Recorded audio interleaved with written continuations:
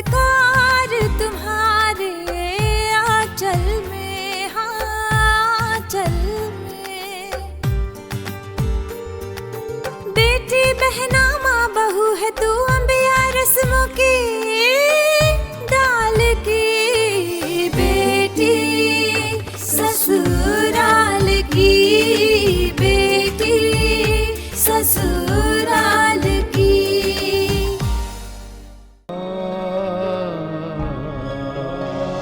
तीन बेटे होने के बावजूद भी माँ को उनका प्यार नसीब नहीं हुआ। ऐसा मत बोलो बेटा, तुम लोग तो अपनी रोजी रोटी की वजह से माँ से दूर। और वैसे भी इतना पढ़ लिख कर इस गांव में धूल फांकने से क्या हासिल? वो सब तो बहाना है मिंटू का। कभी कभी सोचता हूँ तो लगता है बचपन ही ठीक था, कम से कम माँ के पास तो था। ये जवानी तो हमें अपने घर और माँ दोनों से दूर ले गई।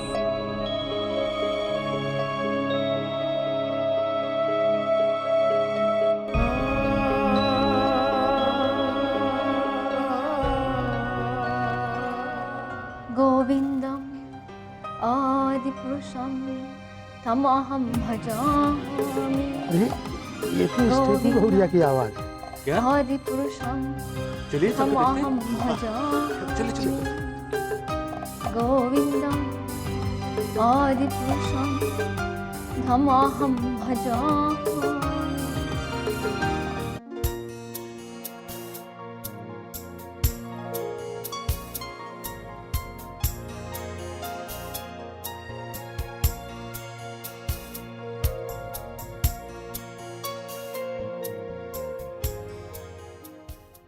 कार्तिक का महीना आने वाला है। गांव के सारे लोग अपने अपने खेती के कामों में व्यस्त हो जाएंगे। अरे मिस्टर जी प्रधान जी।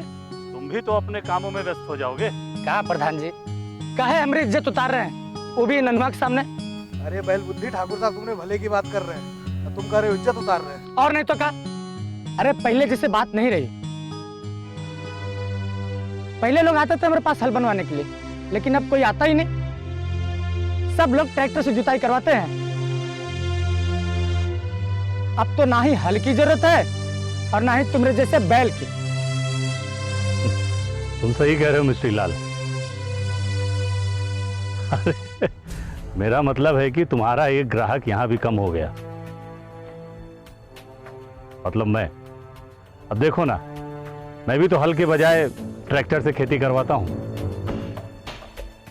हम ये ध्यान भी नहीं रखते कि हमारा काम तो बिना हल के चल सकता है, लेकिन तुम लोगों की तो रोजी रोटी है ना यार। हाँ ठाकुर साहब, आप बिल्कुल सही कह रहे हैं। जब से ट्रैक्टर आया है ना, सब कोई ट्रैक्टर से जुताई करवा रहे हैं। हल बनवाने तो कोई आता ही नहीं। अरे जब बांस ही नहीं है तो बांसुरी बनवा के क्या करेंगे? इनका मतलब हमारे मिस्त्री लाल भैया बेरोजगार हो गए। ए नन्हे, चुप हो जाओ तो ठीक नहीं होगा। नहीं तो क्या कर लोगे? पता है? अरे नन्हे, बस भी करो अब। मिस्त्री लाल, ये तुमसे मजाक कर रहा था, इसको माफ कर दो, ये बैल बुद्धि है ना। गोविंदम आदिपुरुषम तम अहम भजामि। गोविंदम आदिपुरुषम तम अहम भजामि। गोविंदम आदिपुरुषम तम अहम भजामि। गोविंदम आदिपुरुषम तम अहम भजामि। गोविंदम आदिपुरुषम तम अहम भजामि। गोविंदम आदिपुरुषम तम अहम भजामि। गोविंदम आदिपुरुषम तम अहम भजामि। गोविंदम आदिपुरुषम तम अहम भजामि। गोविंदम आदिपुरुषम तम अहम भजामि।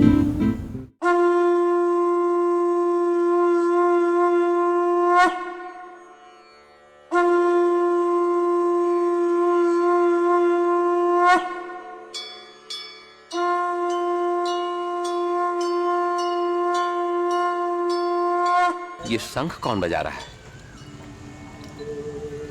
मेरे अलावा इस गांव में शंख कौन बजा सकता है?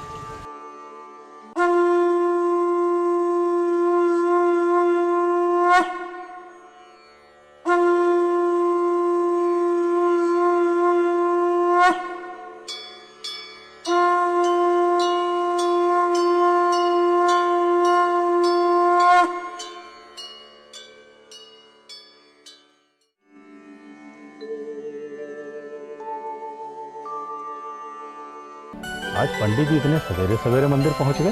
रात भर पंडिताइन काकी जगा के रखी होंगी, इसी में सुबह हो गई होगी। चुप रहे बुड़बक।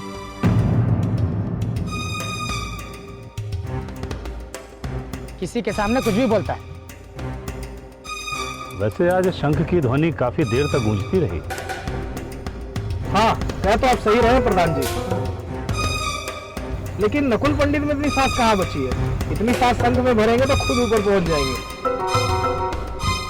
हमें तो लग रहा है आज शंख किसी और ने बजाई। इस गांव में पंडित जी के अलावा और कौन शंख बजा सकता है? प्रधान जी, हमको तो लगता है कि उनका नकारा बिटवा है जो अब शंख बजाने लगा। कौन वो? अब बोलूंगा तो बुरा लगेगा, वो डपोर शंख है। सांस तो ढंग से ले नहीं सकता, शंख क्या बजाएगा? अगर वही इस लायक होता तो पंडित जी इस उम्र में गांव का मुंह पे जजमानी काय करते? तो फिर शंख कौन बजा रहा था? राम राम प्रधान जी। राम राम। अरे राधे सुनो। हाँ? पंडित जी मंदिर पहुंच गए क्या? अरे वो तो अभी नहा रहे थे। नहा रहे थे? तो ये शंख कौन बजा रहा था? शंख वो तो बड़ी हवेली के मंदिर में बज रहा है। कहा है कि बच्चा भैया आए हैं ना, वही बजा रहे हैं।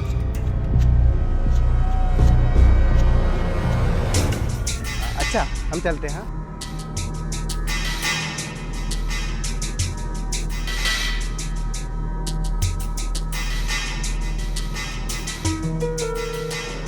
अरे ओ खरपत्तू, अभी तक तेरे नहाने धोने का समय नहीं हुआ का? तो नहा लेंगे, शादी हो जाएगा का? 11 नीम का दातुन तोड़ने। हे कान्हा जी, इस निकट्टू निकम्मे खरपत्तू जैसी औलाद मेरे ही घर में पैदा करना था। सुन, ये शंख कौन बजा रहा है? आपको नहीं पता? अरे नहीं पता इसलिए तो पूछ रहा हूँ। विक्रम भैया बजा रहे हैं। विक्रम? जॉन बताओ वो कब आया? अरे कल रात को तो आए और सुबह नहा धोकर के मंदिर में पूजा कर रहे हैं, और आप यहाँ बैठ के अभी तक नहा ही रहे हैं। अब बस कर। जितना पूछा है उतना ही जवाब दे। शुरू हो गया समाचार सुनाने। चल जाए यहाँ से।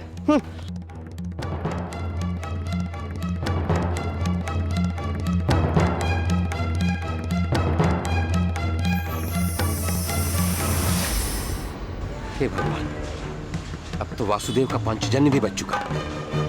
पता नहीं दद्दन ठाकुर का अब क्या होगा। अब तो विक्रम भी आ गया।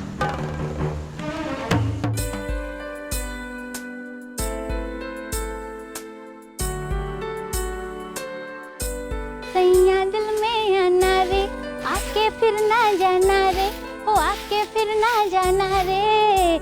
छम छमा छम छम राजा बन के आना रे, छम छमा छम छम राजा बन के आना रे। लगता है कोई पंडित के सुर से सुर मिला रही है भौजी। आज ये पंडित महाराज जी को क्या हो गया? इतने सवेरे सवेरे संग बजाए जा रहे। हाँ, लगता है आज उनका मुर्गा जल्दी बांग दे दिया। अरे नकुल पंडित नहीं, बड़ी हवेली के मंदिर में संग बज रहा है। बड़ी हवेली में? वहाँ कौन संग बजा रहा है? अरे बच्चा भैया आए हैं, और क्या कहे? बच्चा भैया आए हैं। हाँ, और क्या, वही तो संग बजा रहे हैं।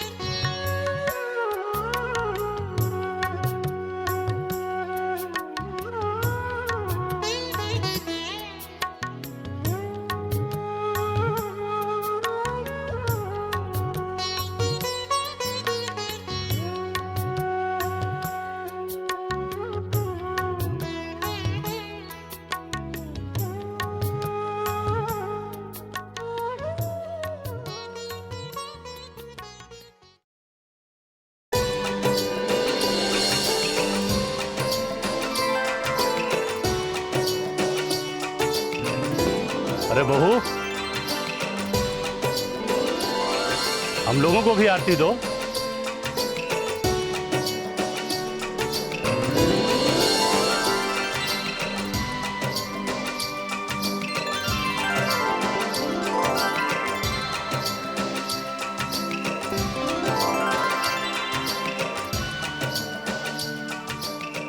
प्रणाम जी।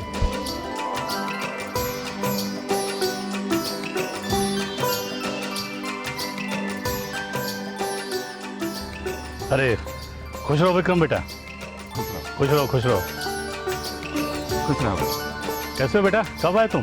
कल रात को आया चाचा जी, बहुत देर हो गई थी इसलिए आपसे मिलने नहीं आ पाया। कोई बात नहीं बेटा। अच्छा, बच्ची और बहू भी आए हैं क्या? नहीं, मैं थोड़ा जल्दीबाजी में आ गया। माँ से मिलने के लिए बहुत मन हो रहा था और इतनी जल्दी तो सबकी टिकट मिलती नहीं, इसलिए सोचा कि पहले मैं मिल जाता हूँ। अच्छा किया। भौजी, मैं आज आपके हाथ की बनी चाय पीना चाहता हूँ। हाँ लाला, अभी भिजवाते हैं। चलो प्यारिया, बहू आइए चाचा जी, बैठ। हाँ।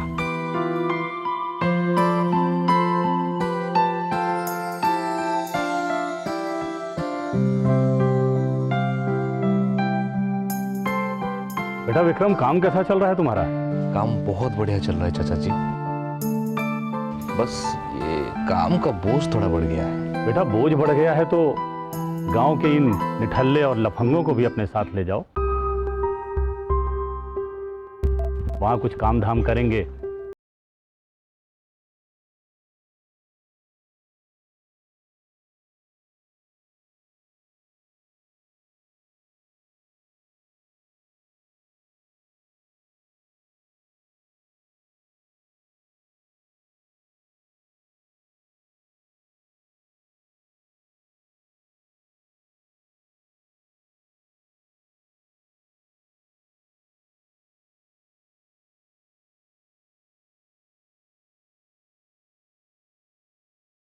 चाचा की तो नेतागिरी खत्म हो जाएगी।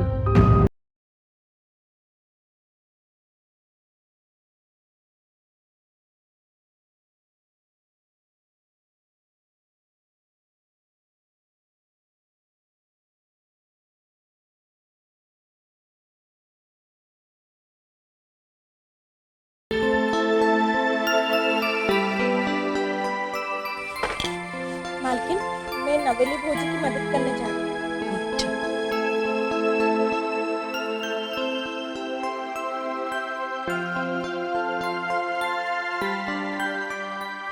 माँ जी, मैं आपके कुछ हेल्प करूँ?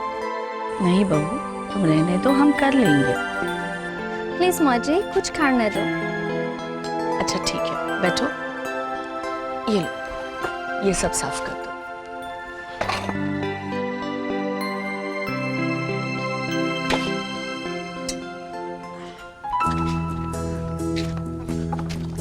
काकी, चाय बन गई कि अभी देरी है?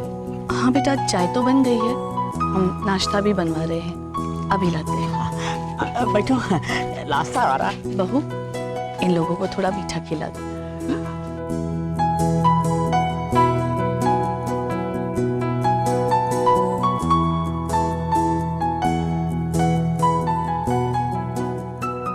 ये लीजिए भैया।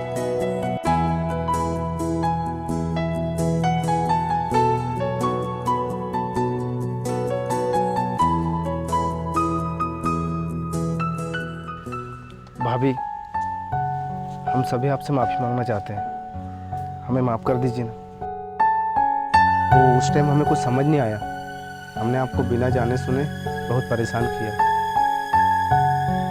कभी डी बाबा के यहाँ तो कभी ग्राम देवी के स्थान पर जाते हुए आपका रास्ता रोके, हमें माफ़ कर दीजिए। ओके, कोई बात नहीं।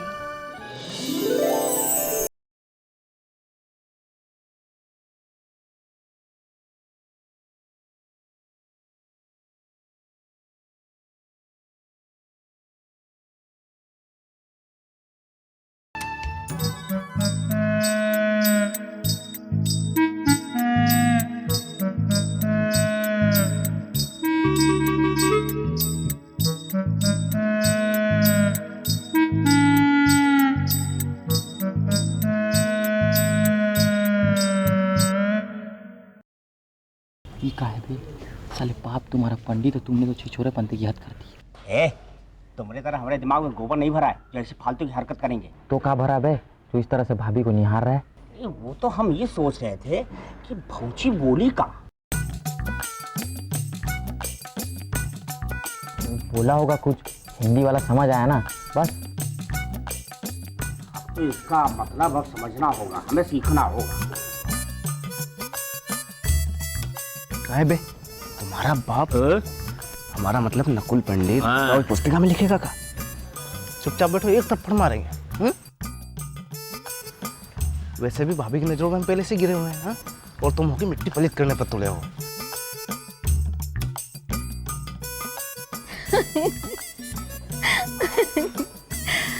उस शब्द का मतलब है भैया कोई बात नहीं, मीन्स इट्स ओके। मैंने कहा था इट्स ओके।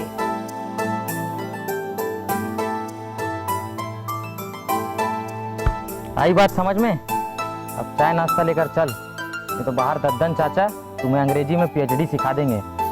समझ गए हो?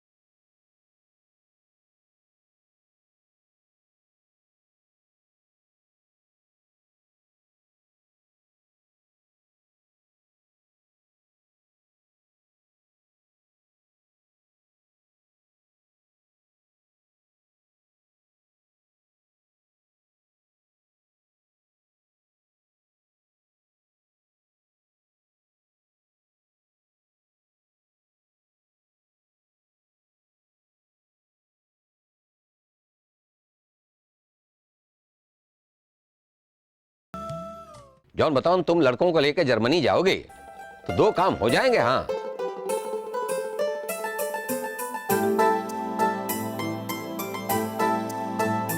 दो काम कौन से पंडित जी? नौकरी तो एक ही मिलेगी ना? अरे ठाकुर साहब, पहली तो नौकरी और दूसरी वो जॉन बताओ ना छोकरी, मेरा मतलब है बीवी।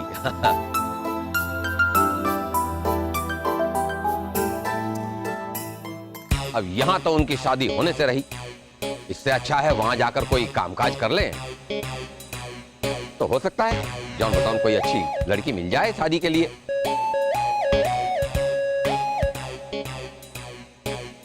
पंडित जी, विदेश में नौकरी और बीवी मिलब इतना आसान नहीं है कि जो को जितना चाहे उतनी प्लेट मिल जाए। उसके लिए रातों दिन पढ़ाई करे पड़त, दिन रात मेहनत करे पड़त, तब जाके कहूँ विदेश में नौकरी मिलत। अरे हाँ प्रताप बेटा, तुम तो आज ही जाने वाले हो ना?